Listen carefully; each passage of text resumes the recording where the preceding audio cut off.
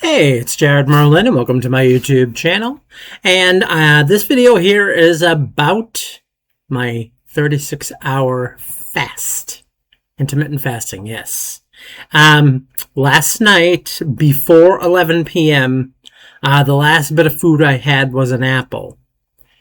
The reason why I have an apple at nighttime is because I had a fatty liver about 2 years ago. And I went on a low-carb, low-fat diet to get rid of that fatty liver.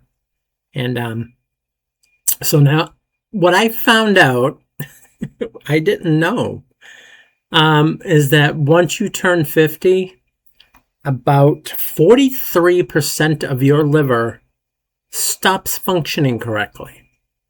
I don't want to say stops functioning correctly, but you don't have 100% of your liver at that point. It actually goes down with age. So I had to figure out how to work this out because I don't want to die anytime soon. So I did all the research, and what I came to find out is, after 50, the best thing for people to do is everything you can to help aid the liver. Because the liver basically handles a lot of, it takes chemicals in your body out, fat, all kinds of stuff, so the rest of your body can function properly. But like I said, 43%, and the liver's having a little, it's sweating, just put it that way. Okay, so I'm trying to help give the liver a hand here. So that's why I'm doing the intermittent fasting, because 36 hours of intermittent fasting, all that fat that's inside or around my liver will turn into what's called ketones. And the fat will start dissipating because the body's going to eat all that fat. That's what happens when you have no food in your stomach. The body goes into survival mode. And they go after the fat. Yes. Isn't it awesome? And so that's what's happening with the fast. But what I'm trying to do when I'm not fasting is I'm trying to give the liver some aid now. And it doesn't matter what apple you have. So long, a lot of people just don't like the peel. If you're going to save your liver, you're going to eat that peel. Because just eating the apple itself, the fiber, it's not going to help the liver at all. There's something inside the peel, I can't remember the name of it, pectin. Pectin inside the peel of the apple actually helps detoxify the liver. And it helps the liver detoxify. And also, believe it or not, apple cider vinegar, it's not just a thing for weight loss. It also helps to detox the liver. Now, the other thing I do it like 15 days every month. Day 1 to day 15, I take a supplement called milk thistle. And basically what the milk thistle does is it helps keep the liver running correctly. It helps it to function. And so like I said, I'm trying to do everything I can to help the liver to function at my age, because I already had type 2 diabetes. I don't have it anymore. I'm down to pre-diabetic, and I'm working on getting out of pre-diabetic. So I said to myself, okay, we're going to do this 36-hour fast. And so I'm basically, it's 8 p.m. I started last night. I had the apple before 11 p.m. So 11 p.m. tonight will be 24 hours. 11 a.m. tomorrow morning will be 36 hours. So I'll make it, because I get up at 8 o'clock to take my meds. I watch TV. 9 o'clock comes, I take my other meds, then I get out of bed. But then I'm functioning, I got to do all this other stuff. I'll make it to 11 o'clock without a problem. But the thing I found out tonight that I didn't know, and it's true, they do say it. It's like if you're doing intermittent fasting, even though you know what you're doing, you're like, I wonder, anything changed? Because you look at the videos, you see 9 months ago, or 2 months ago, or 10 days ago. And I got one that was even like 10 years ago. I'm like, things changed by then. So now I'm looking for the stuff. I'm looking for the stuff. And I found one of Mindy's. I can't remember her last name. Dr. Mindy something. She's on YouTube. She's an actual doctor, nutritionist. And she basically, fasting is not dangerous. It's really not. The reason why a lot of doctors are trying to make people afraid is because they'll be out of a job. They won't be getting the money they get from pharmaceutical companies. Yeah. You're not going to find a doctor that's going to, oh yeah, fasting, it's helping you? Yeah. No, you're basically putting them out of work and they don't like you. They'll be nice to you, but when you leave, they'll be like throwing stuff at the door as you leave. Doctors don't like it when we take care of ourselves. Well, you know what? So be it. And so basically what Mindy came to find, a lot of the New England Journal of Medicine and other, they do analysis and reports and testing and all this stuff like that. And I guess what was coming to find is that a lot of people that were doing the intermittent fasting, they didn't end up with a thyroid problem. These people had an existing thyroid problem and they didn't know about it until they did the fasting. But people being as mean as they are, oh, don't do it, you'll get thyroid cancer. Yeah, they go on and make these videos on YouTube. Oh, they lied to you. You're going to get this and this is going to happen. And then like the one with the heart attack thing. A lot of people trying to say, oh, if you do intermittent fasting, you're putting a stress on your heart. No, you're not. You're actually helping the heart. And I'm going to tell you why. I'm on a medication called metoprolol succinate ER, which means extended release, and it's 25 milligrams. Now, I take that in the morning, and I take that at night, twice a day. Normal people only have to take it once a day, but unfortunately, I had a procedure done and found out that one of the chambers in my heart doesn't get the same amount of electricity as the others, which is why my heart skips a beat. So they had to put me on the medication to prevent that. But my body being is so wonderful that it is. Yeah. And so I ended up having to be on it twice a day. So I don't have a heart problem. I don't have congestive heart failure. I don't have any of that stuff like that. But of course, I do have that one, heartbeat skipping thing, the minor heart arrhythmia. That's what it is. Okay. But every morning I wake up and I try to inhale and my chest hurt and my back. I had pain in my chest and my back.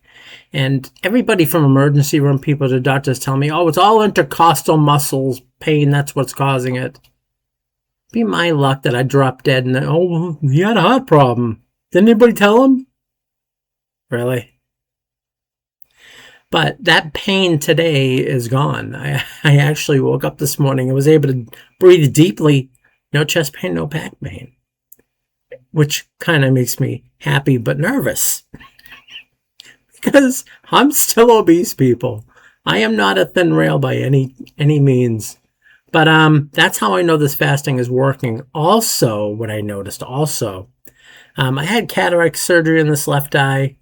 And I still have to have cataract surgery in the right eye. But this eye is usually cloudy and stuff like that. And I woke up this morning, closed my eye. I can see right out my eye. I mean, not as good as this one, but still, like there's no cloudiness. And the floaters seem like they've dissipated. So this fasting thing does work. It's cellular repair and it cleans out all the bad stuff. And a lot of people don't, it's just a fad. People they do it and that is true. A lot of people do this fasting thing and they expect results to happen like this. This is a lifelong thing, people. And I'm like I said, I'm going to start because they tell you, this is my chicken broth, by the way. That's the one thing I like about doing a fast is that I can have, and I don't know why I say this because I hate black coffee, but let me tell you something, that's all you can have is coffee and bone broth, you'll take what you can get and like it. Yeah, so I had 2 cups of black coffee today, And of course, I had, like, this is like my second or third cup of bone broth. And basically, it's delicious. A lot of people, they make soups out of it or other things. And I just heat it up in the microwave, you know? So I'm glad I have something other than water to take during a fasting, because that won't interfere with the fasting at all. Those two things, along with the water. So now the thing that Mindy came up with that she was finding in all these reports and stuff like that was a lot of people were finding out they had thyroid problems that didn't think they had one. So it's a good thing that that was brought to the forefront, that if you're going to do, you know, fasting, just make sure you check with your doctor. But again, it's people that didn't know they had a thyroid problem until it happened, and then they found out. Now, the other thing they found out, though, leave it to the scientists, thank you, scientists, was that for thyroid, it gives off a T3 signal to the liver, which comes into T4, so that they're functioning together. It's like a radio signal sending out to see who picks it up. And basically that was the problem. And now what they're saying is, like, a lot of times when you break a fast, you can't just jump in and go to Subway or McDonald's, or you can't just jump back into stuff and no, because then you undo everything you just did. That's the problem.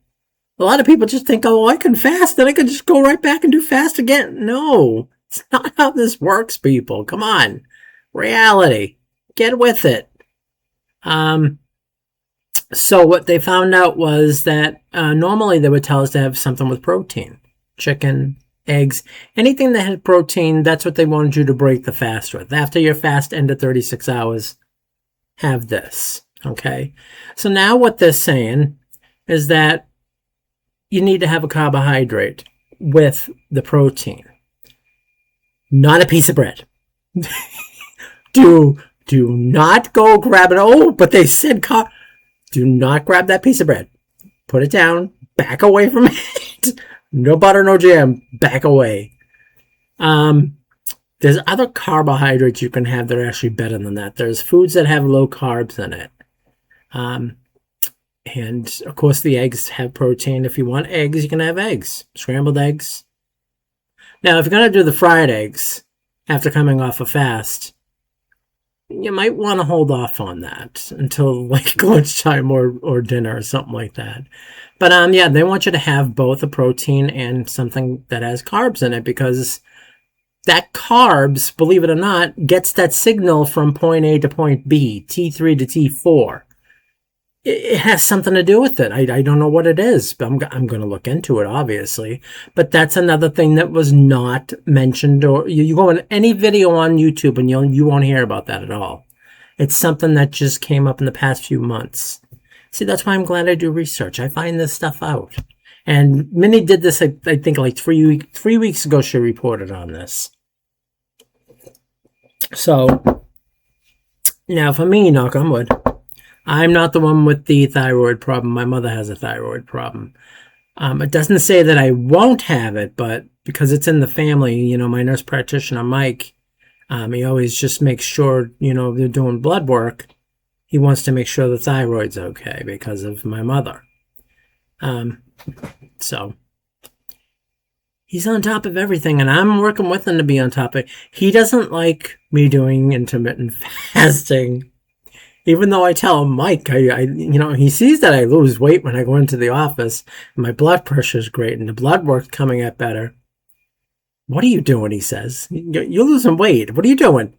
Because I told him how, you know, go ahead, Mike, piss me off. I said, I'm going to start jogging. Don't you dare. He says, you do that, you'll be seeing my friends, because I'll have joint problems and everything else. They don't want you jogging when you get older. Hip problems, knee problems, back problems, yeah. So that's what it is. 36 hours. We'll be up tomorrow at 11 o'clock, and then I will have made it through. And I'm going to have myself 3 scrambled eggs. I'll have eggs, 3 scrambled eggs, and I'm going to have some oatmeal with that. A small amount I'm going to look at the oatmeal box and see how many carbs are in, whatever amounts they say. And I'm going to add like a few. What I do is I soak the oats in a little bit of milk. Or if you want to be healthy about it, you can soak it in some water. Because if you try cooking oats right out of the bin with the eggs, you're basically chomping down on eggy oatmeal toast. If that's not a problem for you, that's fine. But I like mine soggy and going in with the eggs and just mixing it all up, and it's delicious. And so that'll break my fast tomorrow. And what I've also been doing that I've started to implement again is diced tomatoes and shredded chicken. Now, it's the cans of chicken you get. That's shredded chicken inside that can. And I let the water drain out, and you heat. Always remember this if you're going to have tomatoes. Sure, tomatoes are healthy, as is. You can have bacon, lettuce, tomatoes, or tomato salad. But if you really want the health benefits from a tomato, heat it up. Because heating tomatoes up releases a lot of good stuff that you're not getting when you eat it in its raw state. So what I do is I heat the diced. Now, I have two options, but I always go for the pan. I don't know if that's the Generation X in me that does that, but it's just like, I'm not the one that just pops everything in the microwave. I still use my pots and pans. I do. I still use my pots and pans. I do use the microwave too, but just not to cook my food. So I'm going to throw the diced tomatoes in a pan, let it all heat up, and then I'll add the chicken in there and let that heat up. And I have that, usually it's supper time. I make it like for supper. I can have it for lunch if I wanted, but lunchtime, I got to find something different because I've laid off of the deli meats because the deli meats are not good for the liver. A lot of sodium, a lot of preservatives, a lot of all that other kind of crap that it's not good for your liver. So I was having deli meats daily, grilled sandwich, wrap. I mean, even by itself just rolled up, and it's just, I had to get away from it. So I did. Now I'm thinking of either like tuna fish maybe for lunch or, I don't know, something, I had romaine lettuce too. So I'm thinking of maybe doing like the shredded chicken, the diced tomatoes, and romaine lettuce in the wrap and have that for lunch. I've been doing that. I've been having the wrap, but unfortunately, I've been adding a slice of cheese to it. Cheese is good in moderation, but cheese can get you in trouble in many ways, more than one. So be careful with this, especially when you're getting older. Cheese is not your friend. Calcium is not your friend. That's why they say, a lot of people, and I know they say this a lot, well, milk is good for you. Yeah, when you're a kid and maybe even a teenager, but as an adult, that's the last thing they want you drinking, trust me, because your calcium levels, it'll be just too much. And I know a lot of people have osteoporosis and stuff like that, but that's different.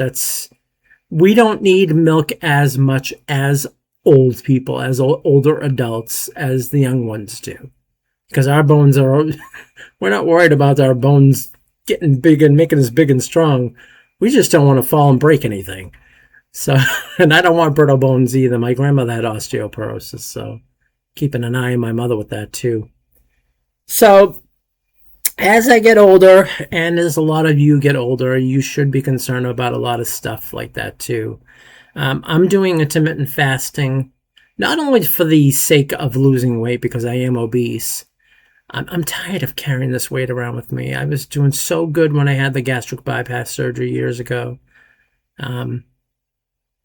It's health-wise, diabetes, my liver, my heart, everything else. It's all that fat is wrapped around everything, and I'm trying to get it out of there because I hate being dizzy. I hate being short of breath. All the stuff that comes along with being obese, trust me. And I have feet problems and leg problems, and it's just, I'm tired.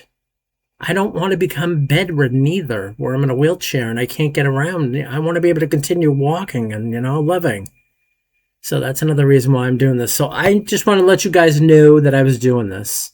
I didn't put it on any warning videos for you guys. Hey, guess what? So, but yeah, so tomorrow morning that's going to be over, and I see my nurse practitioner July 1st, so that's like still like 14, 15 days away from now. And I'll definitely let you know about my weight and everything like that. I got to have my blood work done, obviously. I want to see how that's going. So I will let you guys know. Okay? Stay healthy. Stay alive. I need you guys to stay healthy and alive. You got to come see my channel. Talk to me. Comments. Leave them. I love comments. I do. All right. Bye, guys.